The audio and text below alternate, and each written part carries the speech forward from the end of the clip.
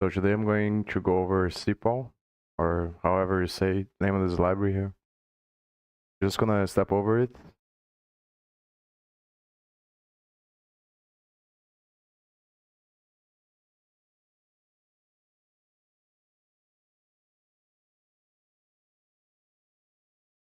And I'm also building this website of stream. I think probably next time that I stream, I'm going to build this on stream. It's basically the same idea of the other one that I have, but this one is gonna be like done to scale more right off the bat. I had DeepSeek do this part, and I'm talking to GPT to see which direction to go.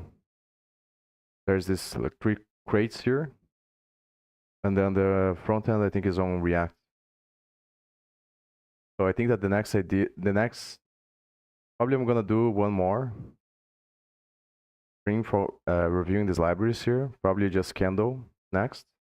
Then right after I finish going over the Candle library, I'm going to focus more on the website, I think.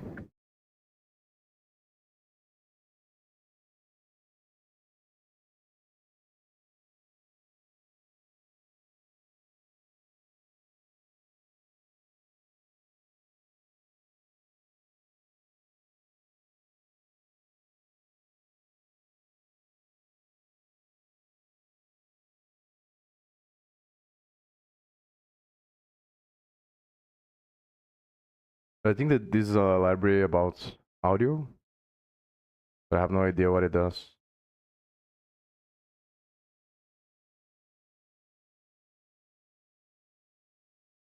So it's clearly using some Windows API here. The table I think probably stands for virtual table.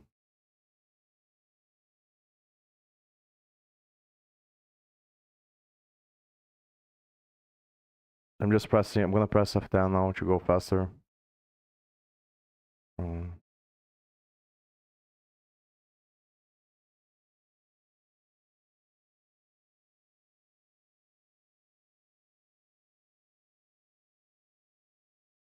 so this sound.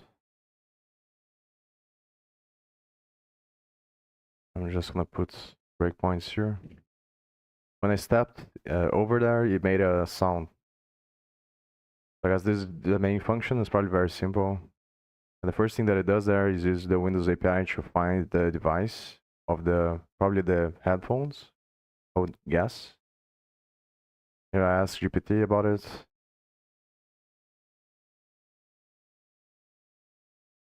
And then with this device, paste this string and then place the string.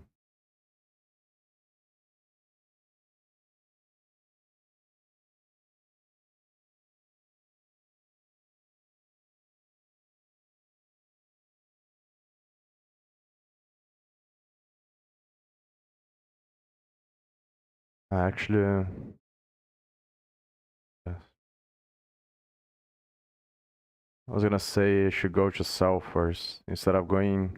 I need to pick up the habit of instead of pressing F12 on the function, I just press F12 on the thing calling the function, because then it's gonna allow me to know the actual definition in the cases that the function comes from a trait.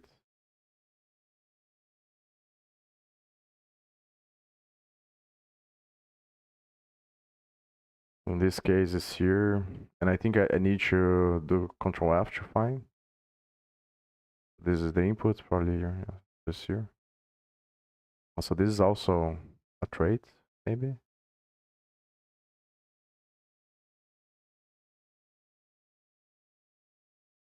Another one of those situations where is a trait calling. But in this case, is a trait calling a function from itself. The other one that I remember was a trait implementing another trait. It was kind of confusing. But it's gonna return this string here.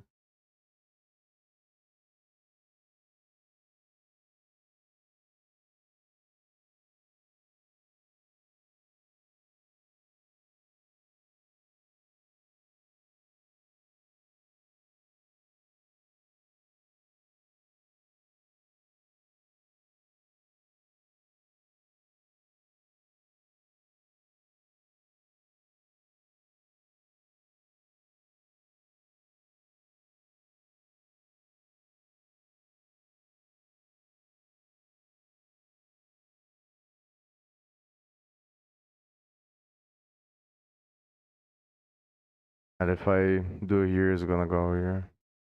And if I go to the device, I should find there.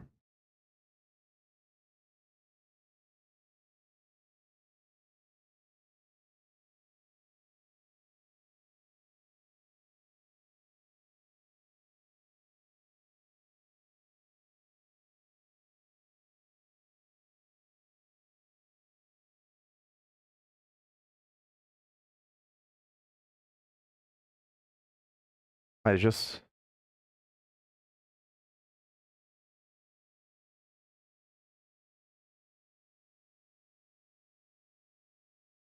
It's just very hard to find the definitions. I'm not really sure what to do about this.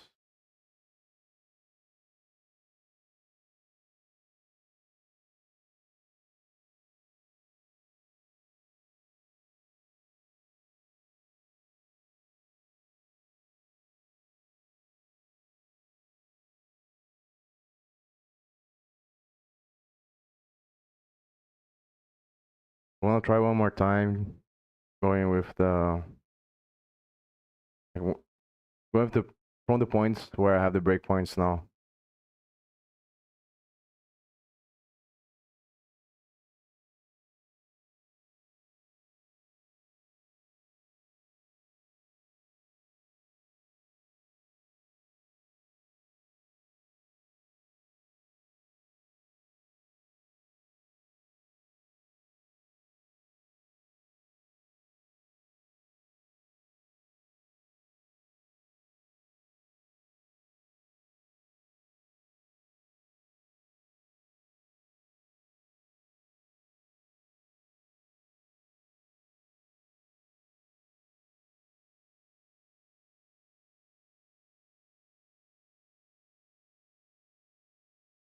Maybe if I search for this, yeah, but the issue is that I would have to go over the entire code base to find this.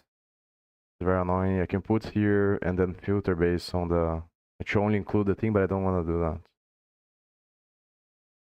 Because the issue, and I still don't understand. I remember that I talked to GPT last time, and then it said some things that like I don't really know. Like I don't know for sure if it was a practical thing or more like a instead of pressing F12, I have to study on a different kind of way or something like that.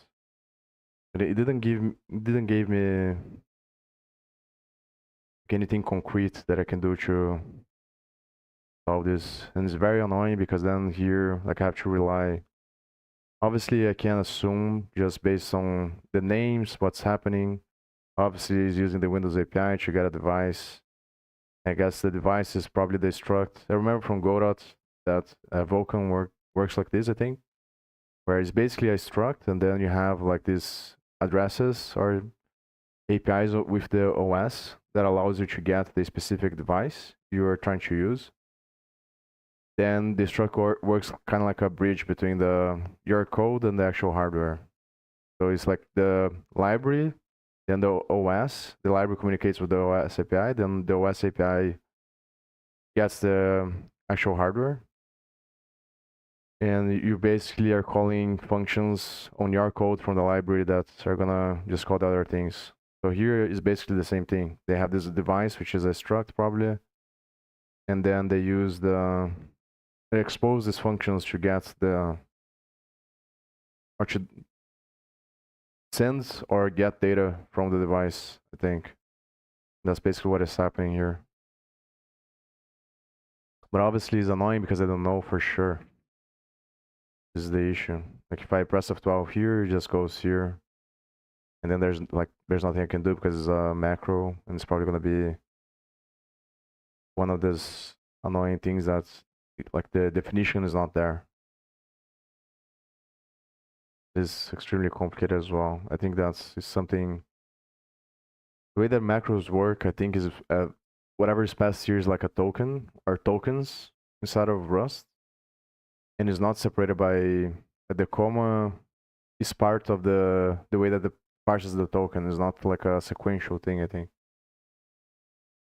from what I vaguely remember. But then like what the fuck does that mean? When I once you see the device here, I don't understand.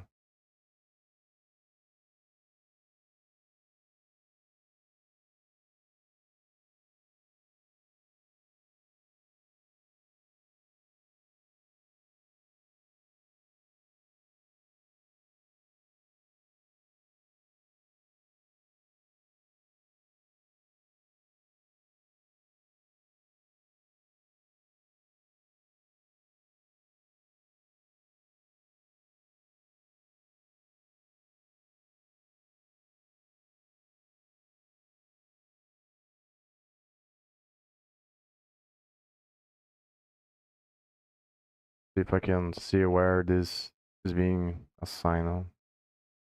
As on inside of the same macro. Press F12 here. If I press F12 here, it just goes to the same place. I think this is just defining this macro. The other thing obviously that I don't get is why does it go to that macro when I press F12 on the device?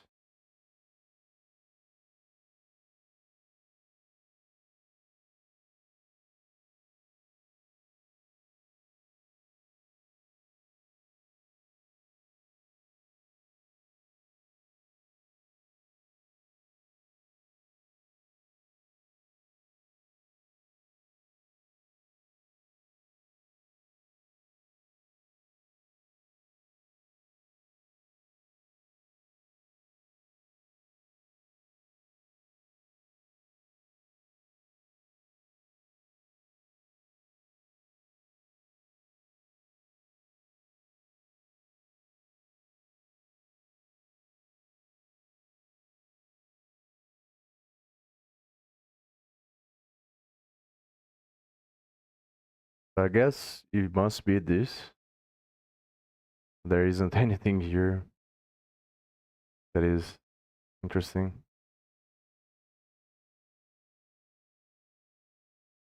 Because here it wouldn't make sense because it calls this function here and the function is not there.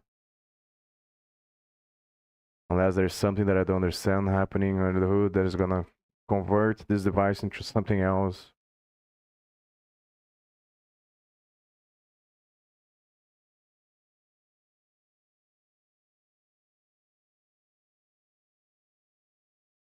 So I think the best thing that I can do is just go over again and try to see if stepping into is gonna lead me to the definition somehow.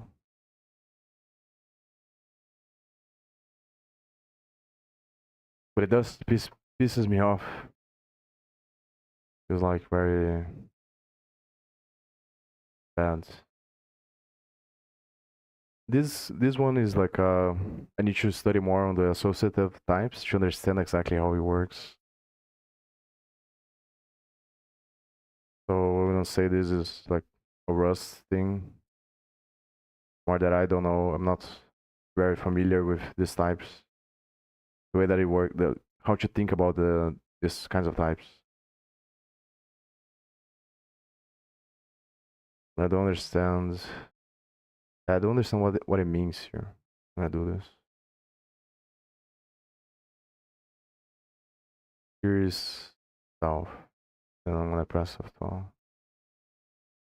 Goes here.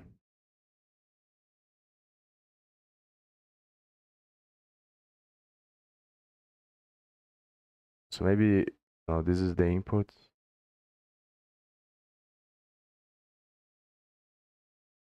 I should be this, but then like where is the implementation?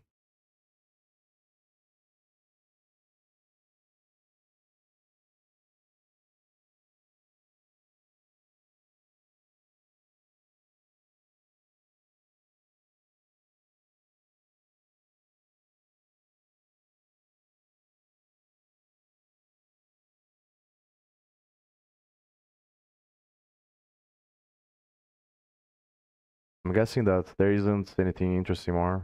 Just the parts like the Rust internals closing the program, I think. Yeah, so it's done.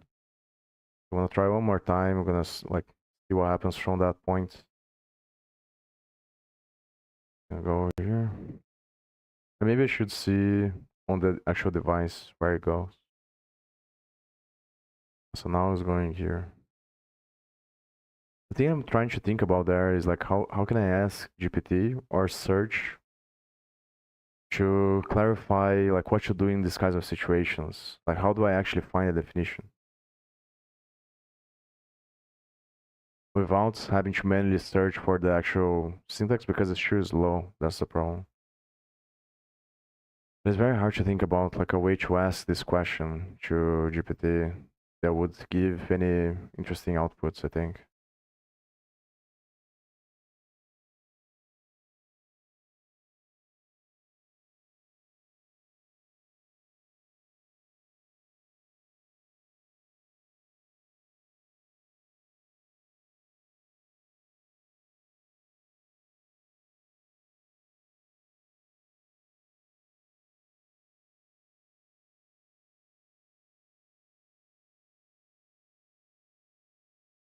So basically what this is doing is implementing from this weird, like this is the first time that I've seen something implemented in this kind of way. So usually when I've seen the crate is with the use keyword. It's kind of like an import, but it's not really an import, I think, from some of the videos that I've seen. But like conceptually, it works in the same way. There's basically accessing the trace file, and then there's the device trace from the trace file, and then implementing the device for this. It's implementing this trait for the device. So which is the thing that I was looking at here.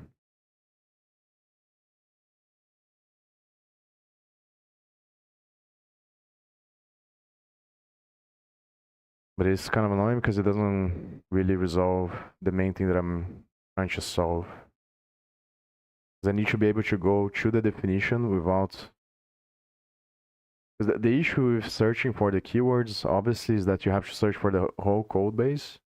And in some cases, I imagine that's going to be like very difficult because there might be a lot of other instances where this is used, and it's just very annoying.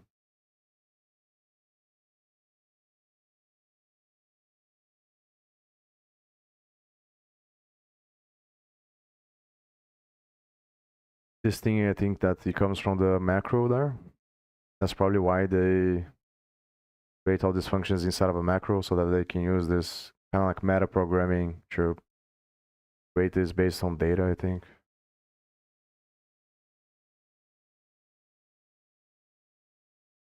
Not really sure what the hashtag does here. I think it depends on the way you create the macro. Like here.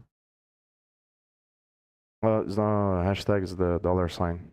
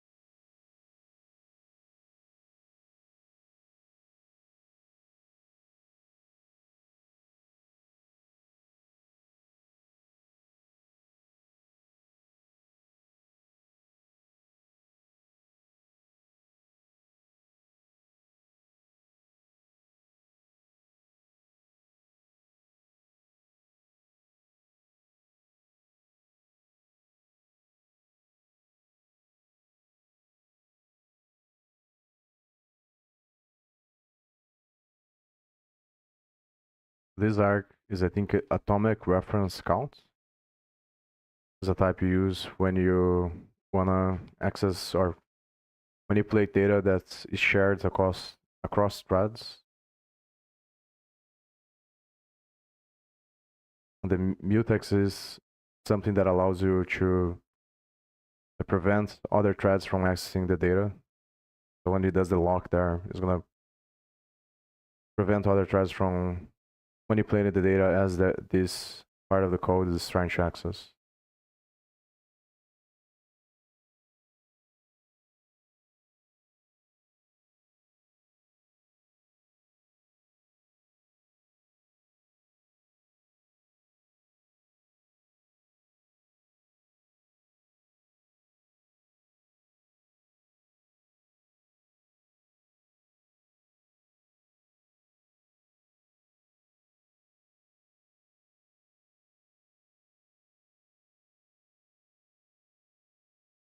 So this is a Windows API.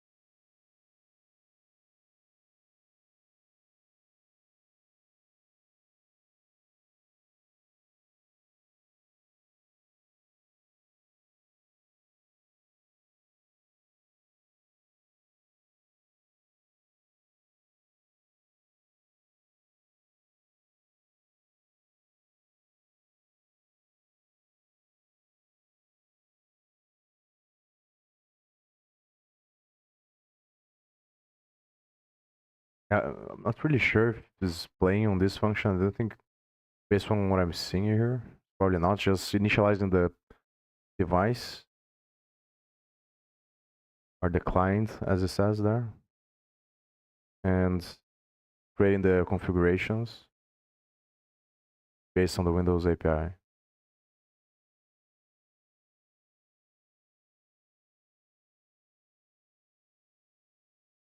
It says Windows there, but it might be a driver or something like that.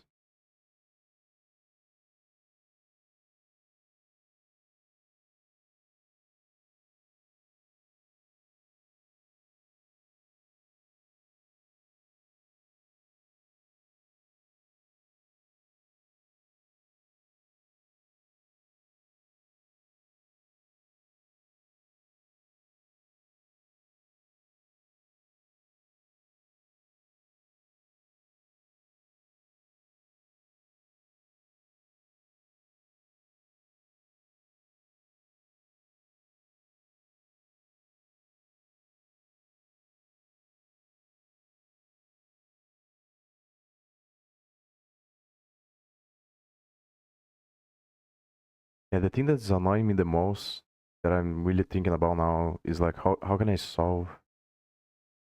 Because the issue is that it doesn't matter what library or what code I'm gonna see in the future. I'm always gonna be running into this problem. This is annoying me. 'Cause it makes it a lot harder to like it seems that a lot of the code on Rust is obfuscated. And I think I felt like a similar way on Python sometimes and also C and C++. And I don't know, like my intuition makes me think that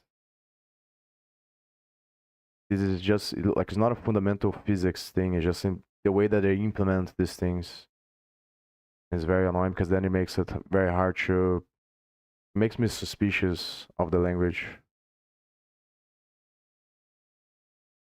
It makes it very hard to understand what is actually going on the core of the language itself. I think for Rust, based on what I've seen, is because there is intermediate language. Like the compiler has to produce some of the language because it's not a Rust technically, just an intermediate step, but it's still kind of it's very annoying actually.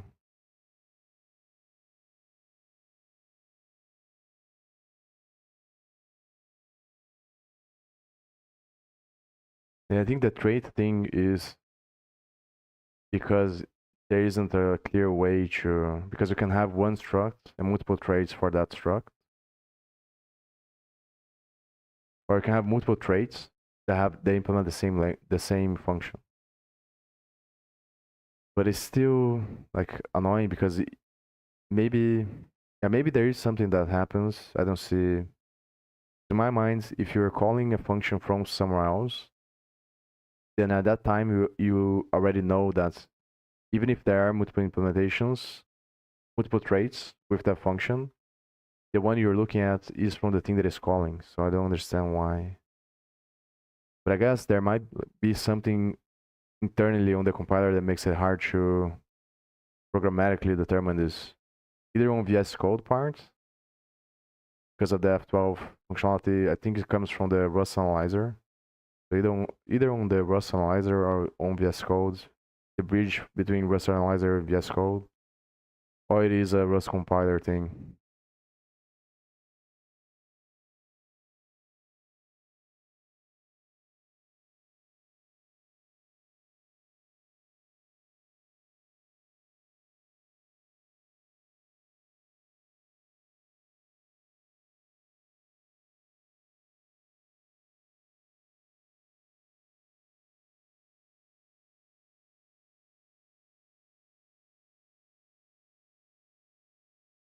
And maybe in that situation, I can trace based on what happens before. Like I should just look into the play here and device here. Yeah, maybe that's what I was doing wrong.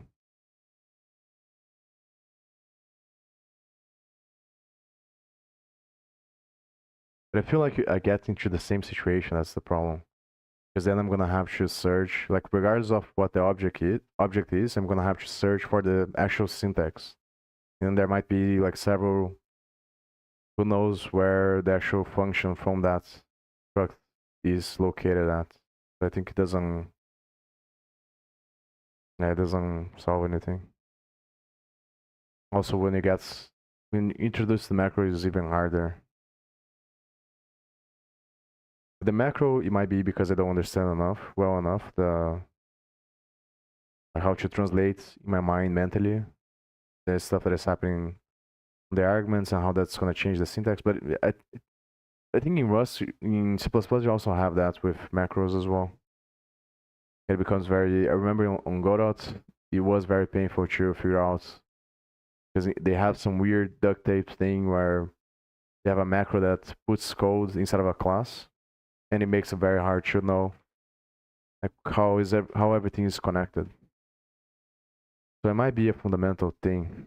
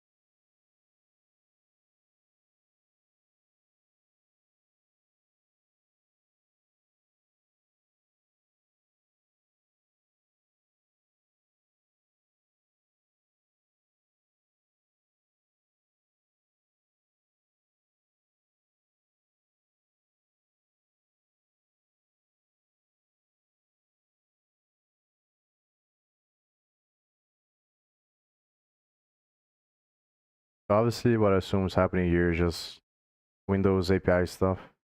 It's just the, like it says on the name there, dynamic linked libraries for Windows to get from the get a buffer. Based on the name of the functions, get a buffer size for this audio client from the virtual table. X frames in buffer.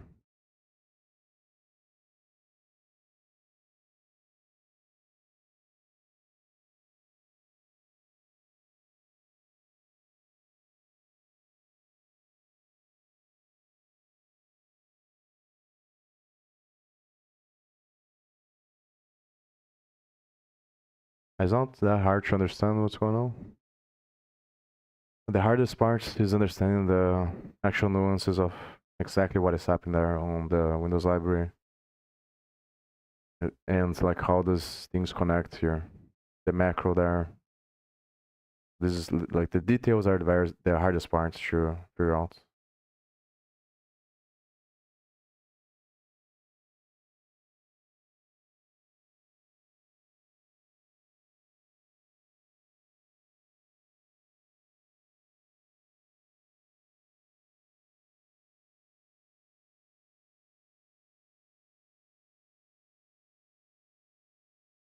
So this macro implements the interface for the thing there. This audio client here, I think. I'm gonna ask what is this address here?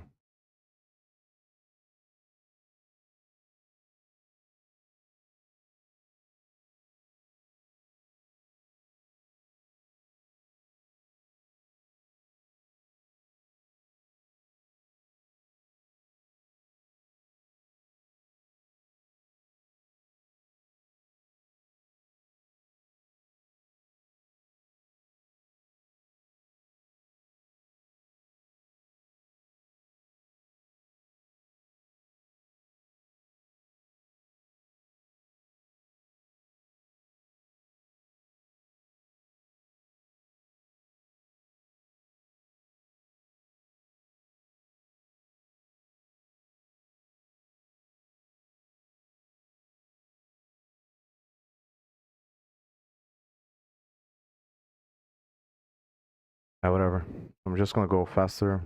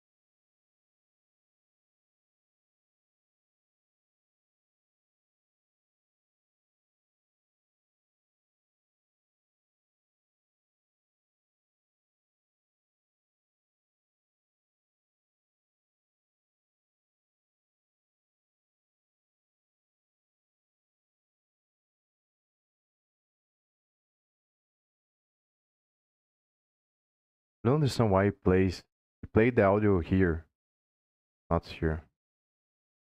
But I guess it takes some time. I don't know.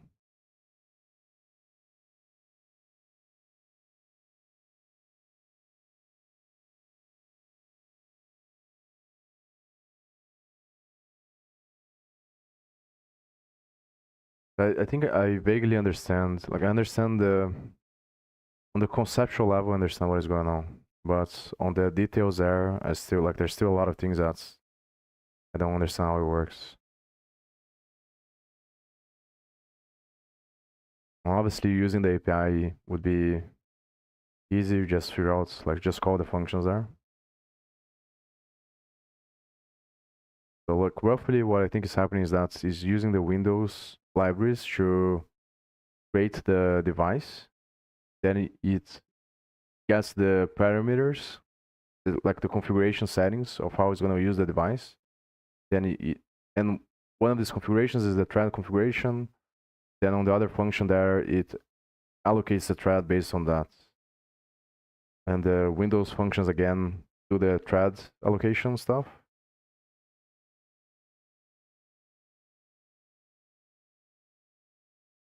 I think that's how it works.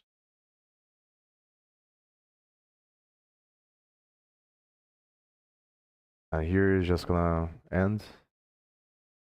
There's obviously a lot of questions, so I'm just gonna ask those questions there on a new thread on GPT. The main thing that I want to clarify, and next time that I stream, after I go over Kendo, I'm gonna start doing the website. So on the website, what we are doing now is there's a compiler thing there, and the idea will be to use the compiler to explore the language. So this is kind of what I want to do when it comes to clarifying how to figure out the definition as well. I want to see if by studying the compiler I can develop a better strategy to find definitions of functions on these kinds of situations.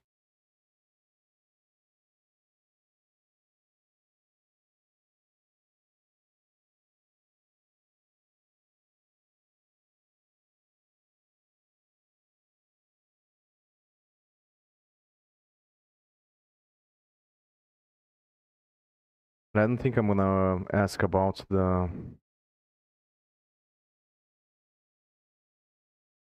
not gonna ask about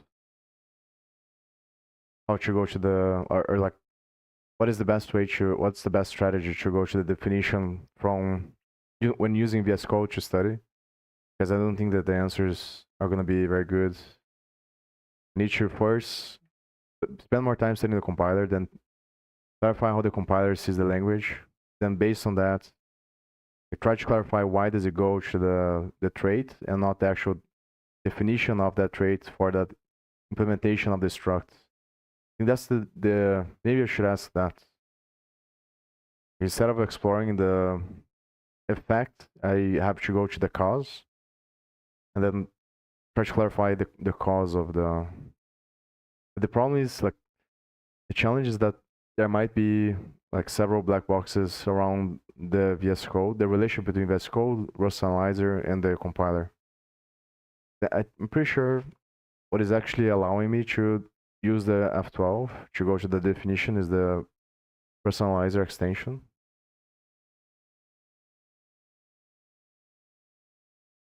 So the F12 is obviously happening on VS Code. Then VS Code sends the event to the probably what the name of there's I think it's LDP or something like that. It's a server that VS Code uses to communicate with the extension.